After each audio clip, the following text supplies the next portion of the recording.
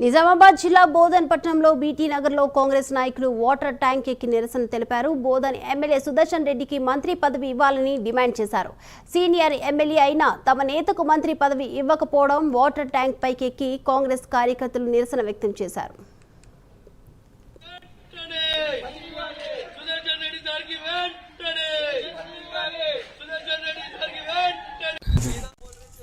Party అధికారంలోకి రావాలంటే మా సార్ చేసిన కష్టం ఫలితం శూన్యమైతుంటే మేము ఈ రోజు చూస్తూ ఊరుకోము.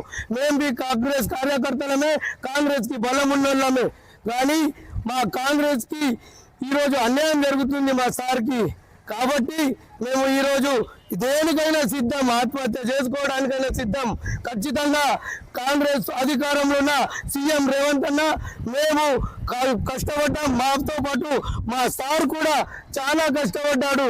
కాబట్టి ఖచ్చితంగా మంత్రి పదవి ఇస్తానని హామీ ఇచ్చే వరకు మేము ట్యాంక్ పదవి ఉంటాం, లేకపోతే మేము ఆత్మహత్య చేసుకోవడానికైనా సిద్ధమని తెలియజేస్తున్నా.